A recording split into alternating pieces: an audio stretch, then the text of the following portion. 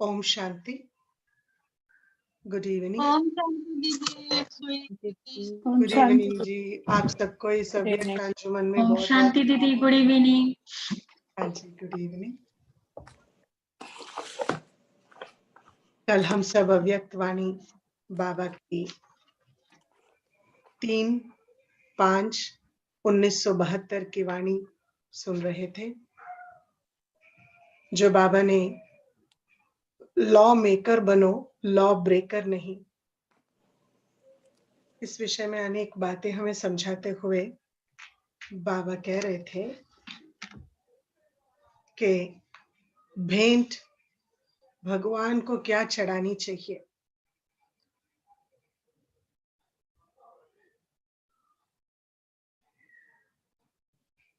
कौन सा कैसा मन होना चाहिए जो भगवान को भेंट चढ़ाते हैं। तो इस विषय में बाबा ने कहा, चेक करो, यह जो संकल्प उठा वह बाप के ऊपर बलिहार होने योग्य है।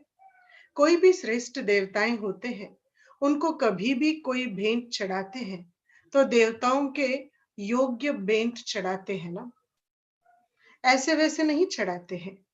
तो हर संकल्प बाप के ऊपर अर्थात बाप के कर्तव्य के ऊपर बलिहार जाना है। यह चेक करो, जैसे ऊंच ते ऊंच बाप है, वैसे ही संकल्प भी ऊंच है जो भेंट चढ़ावे। अगर व्यर्थ संकल्प विकल्प है तो बाप के ऊपर बलि चढ़ा नहीं सकते, बाप स्वीकार कर नहीं सकते। फिर वह भक्तों को महसूस आती है कि देवी ने हमारी भेंट स्वीकार नहीं की। तो आप भी श्रेष्ठ आत्माएं हो, शुद्धि पूर्वक भेंट नहीं है तो आप भी स्वीकार नहीं करते हो। ऊंचे ते ऊंचा बाप के आगे क्या भेंट चढ़ानी है वह तो समझ सकते हो ना। हर संकल्प में श्रेष्ठता भरते जाओ, हर संकल्प बाप और बाप के कर्तव्य में भेंट चढ़ाते जाओ, फिर कब भी हार नहीं खा सकेंगे। अभी फिर भी कोई व्यर्थ अथवा अशुद्ध संकल्प चलने के प्रत्यक्ष रूप में कोई सजा नहीं मिल रही है, लेकिन थोड़ा आगे चलेंगे तो कर्म की तो बात ही छोड़ो, लेकिन अशुद्ध या व्यर्थ संकल्प जो हुआ किया उसकी प्रत्यक्ष सजा का भी अनुभव करेंगे। ये अंडरलाइन करने वाली बात है। आई थिंक वो समय तो आ चुका है। पहले बुरे कर्मों की सजा अनजाने में मिलती थी, फिर जान गए, समझ गए कि ये सजा तो अपने ही कर्मों की वजह से है करके। अभी बाबा कहते हैं कर्म तो छोड़ो, परंतु अशुद्ध या व्यर्थ संकल्प भी चलने लगे, उसके प्रत्यक्ष रूप में कोई सजा पहले मिल नहीं रही थी। अभी तो वो अशुद्ध व व्यर्थ संकल्प जो हुआ या किया उसकी प्रत्यक्ष सजा का भी अनुभव करेंगे। जैसे एक श्राप की तरह हो गया ना, परंतु ये हमारे हाथ में है। इसको हम एक वार्निंग की तरह लेंगे, सतर्क रहेंगे, हर समय चेकिंग करते हुए स्वयं को बाबा का बच्चे के रूप में अनुभव करेंगे और बच के रहेंगे। नहीं तो हम इसको ड्रामा के नाम पे समझकर डर जाएंगे और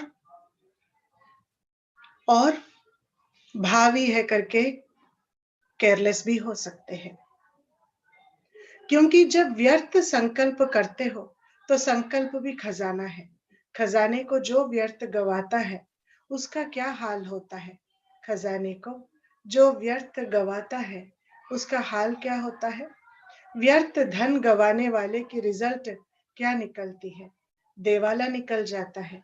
ऐसे ही यह श्रेष्ठ संकल्पों का खजाना व्यर्थ गवाते गवाते बाप द्वारा जो वर्षा प्राप्त होना चाहिए वह प्राप्ति का अनुभव नहीं होता। जैसे कोई देवाला मारते हैं तो क्या गति हो जाती है, ऐसे स्थिति का अनुभव होगा। इसलिए अभी जो समय चल रहा है वो बहुत सावधानी से चलने का है, क्योंकि अभी यात्री चलते चलते ऊंच मंजिल पर पहुंच गए हैं। तो ऊंच मंजिल पर कदम कदम पर अटेंशन रखने की बहुत आवश्यकता होती है। हर कदम में चेकिंग करने की आवश्यकता होती है। अगर एक कदम में भी अटेंशन कम रहा तो रिजल्ट क्या होगी? अगर एक कदम में भी अटेंशन कम रहा तो रिजल्ट क्या होगी? ऊंचाई के बजाय पांव खिसकते खिसकते नीचे आ जाएंगे। तो वर्तमान समय इतना अटेंशन है, वह अलबेलापन है। पहला समय और था, वह समय बीत चुका। जैसे जैसे समय बीत चुका तो समय के प्रमाण परिस्थितियों के लिए बाप रहमदिल बन कुछ न कुछ जो सैल्वेशन देते आए हैं, वह समय प्रमाण अभी समाप्त हो चुका है। अभी रहमदिल नहीं, अगर अब तक भी रहमदिल बनते रहे तो आत्माएं अपने ऊपर रहमदिल बन नहीं सकेंगे। जब बाप इतनी ऊंच स्टेज की सावधानी देते हैं, तब बच्चे भी अपने ऊपर रहम दिल बन सके। इस कारण अभी यह नहीं समझना कि बाप रहम दिल है, इसलिए जो कुछ भी हो गया तो बाप रहम कर देगा। नहीं, अभी तो एक भूल का 1000 गुना दंड का हिसाब किताब चुकतो करना पड़ेगा। इसलिए अभी जरा भी गफलत करने का समय नहीं है। अभी तो बिल्कुल अपने कदम कदम पर सावधानी रखते हुए कदम में पद्मों की कमाई करते पद्मपति बनो। नाम है ना, पद्मा पदम भाग्यशाली। तो जैसा नाम है ऐसा ही कर्म होना चाहिए। हर कदम में देखो पद्मों की कमाई करते पद्मपति बने हैं। अगर पद्मपति नहीं बने तो पद्मा पद्म भाग्यशाली कैसे कहलाएंगे? एक कदम भी पद्म की कमाई बिगड़ ना जाए, ऐसी चेकिंग करते हो। वह कोई कदम व्यर्थ जाने बाद होश आ जाता है, ऐसे काम करते हैं, या फिर कोई कदम व्यर्थ होने के बाद होश आता है, realization at a later stage. इसलिए फिर भी पहले से ही सावधान करते हैं। अंत का स्वरूप शक्तिवान का है, शक्ति रूप रहम दिल का नहीं है। अंत का स्वरूप शक्तिपन का है, शक्ति रूप रहम दिल का नहीं होता है। शक्ति का रूप सदैव संहारी रूप हो दिखाते हैं। तो संहार का समय अब समीप आ रहा है। संहार के समय रहम दिल नहीं बनना होता है। संहार के समय संहारी रूप धारण किया जाता है। इसलिए अभी रहम दिल का पाठ भी समाप्त हुआ। बाप के संबंध से बच्चों का अलबेलापन व नाज सभी देखते हुए आगे बढ़ाया, लेकिन अब किसी भी प्रकार से पावन बनाकर साथ ले जाने का पाठ है, सतगुरु के रूप में। जैसे बाप बच्चों के नाज और अलबेलापन देख फिर भी प्यार से समझाते चलाते रहते हैं, वह रूप सतगुरु का नहीं होता। सतगुरु का रूप जैसे सतगुरु है, सतगुरु का रूप जैसे सतगुरु है, वैसे सत संकल्प, सत बोल, सत कर्म बनाने वाला है। फिर चाहे नॉलेज द्वारा व पुरुषार्थ द्वारा बनावे, चाहे फिर सजा द्वारा बनावे। सतगुरु नाज और अलबेलापन देखने वाला नहीं है। इसलिए अब समय और बाप के रूप को जानो। ऐसे न हो बाप के इस अंतिम स्वरूप को न जानते हुए अपने बचपन के अलबेलेपन में आकर अपने आप को धोखा देते रहो। इसलिए बहुत सावधान रहना है। शक्तियों को अभी अपना संहारी रूप धारण करना है, जैसे दिखाया है ना। जैसे क्या क्या किया, जैसे क्या दिखाया है, बाबा स्पष्ट क्लियर डीप क्लैरिटी से बता रहे हैं। सदगुरु नाज और अलबेलेपन देखने वाला नहीं है। इसलिए अब समय और बाप के रूप को जानो। ऐसे ना हो बाप के इस अंतिम स्वरूप को न जानते हुए अपने बचपन के अलबेलेपन में आकर अपने आप को धोखा दे बैठो। इसलिए बहुत सावधान रहना है। शक्तियों को अभी अपना संहारी रूप धारण करना चाहिए। जैसे दिखाया हुआ है कि कोई भी आसुरी संस्कार शक्तियों का सामना नहीं कर सकता। यदि आसुरी संस्कार वाले शक्तियों के सामने आंख उठाकर देख नहीं सकते, तो ऐसा संहारी रूप बनकर स्वयं में भी आसुरी संस्कारों का संहार करो और दूसरों के भी आसुरी संस्कार के संहार करने वाले संहारी मूर्त बनो।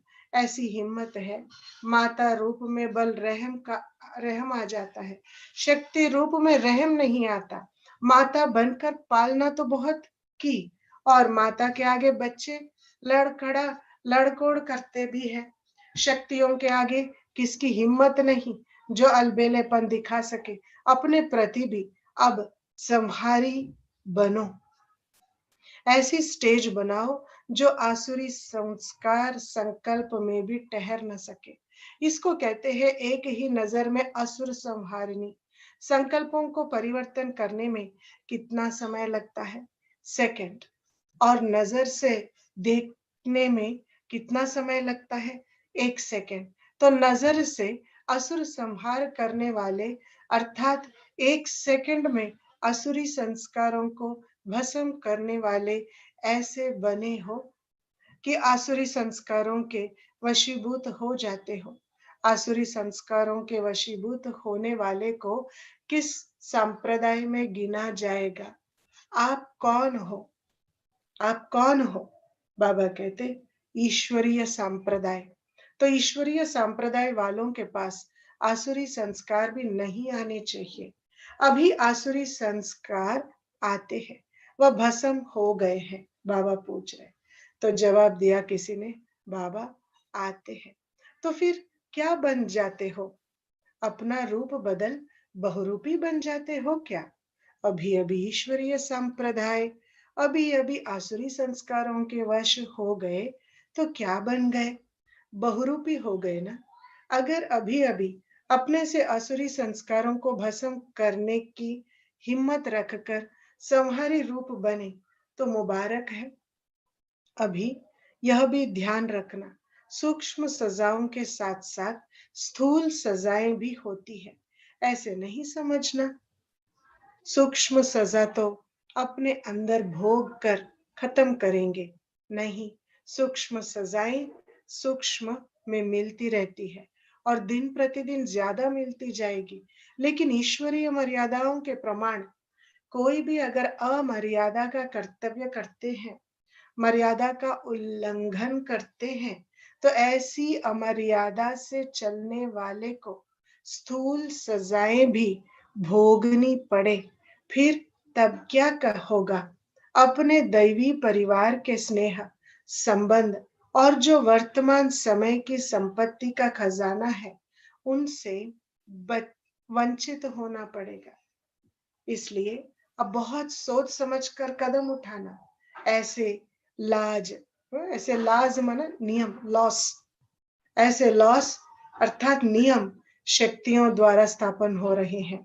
पहले से ही सावधान करना चाहिए ना। फिर ऐसे न कहना कि ऐसे तो हमने समझा नहीं था, यह तो नई बात हो गई।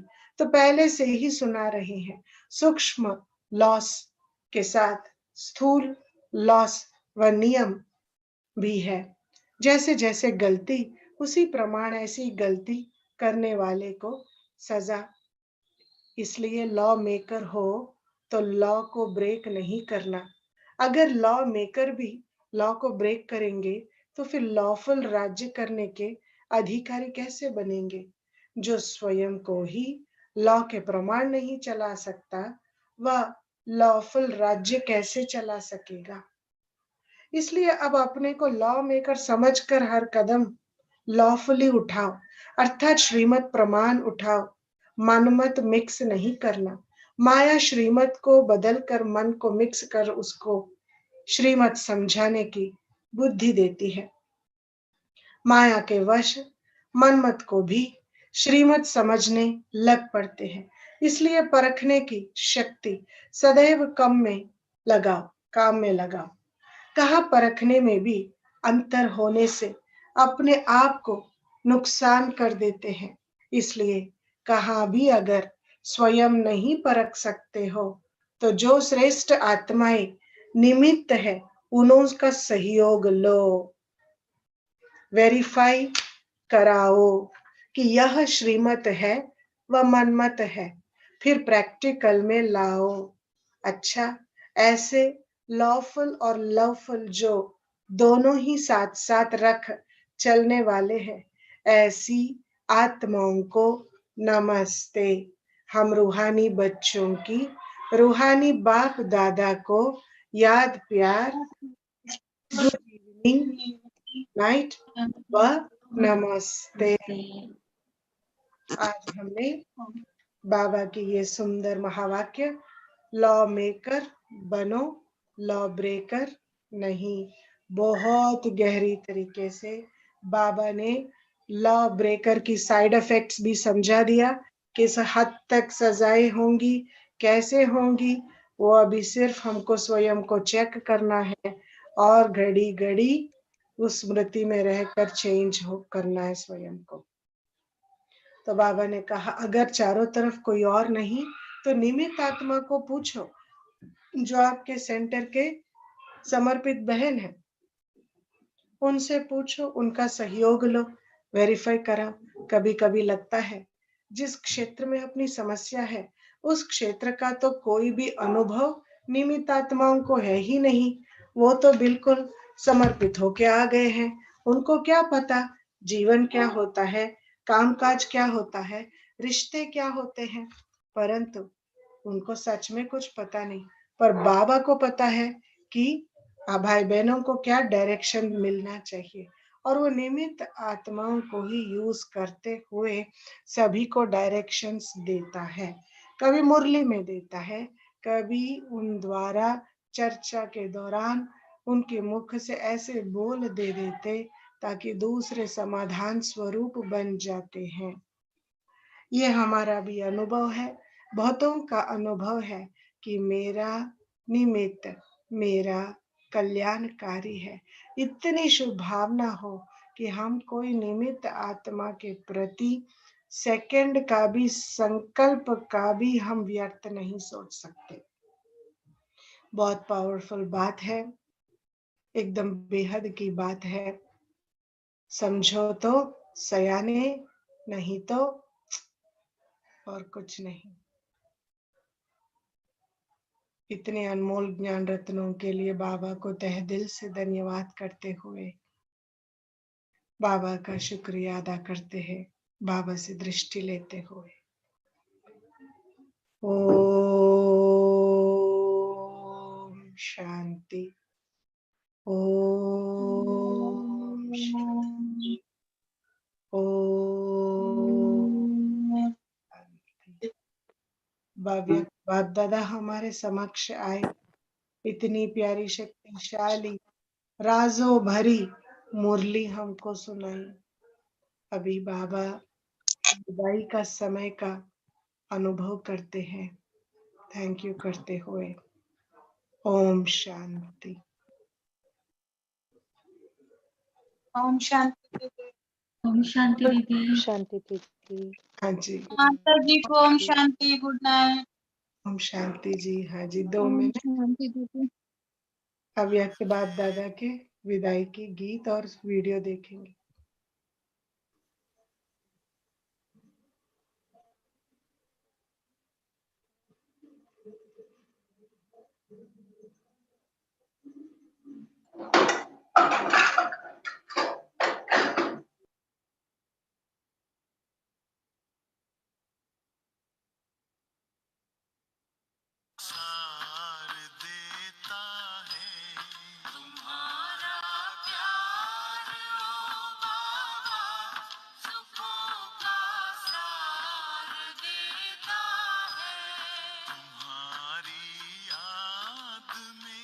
खुशियों का सब संसार मिलता है, तुम्हारी याद में खुशियों का मिलता है, तुम्हारा प्यार ओ बाबा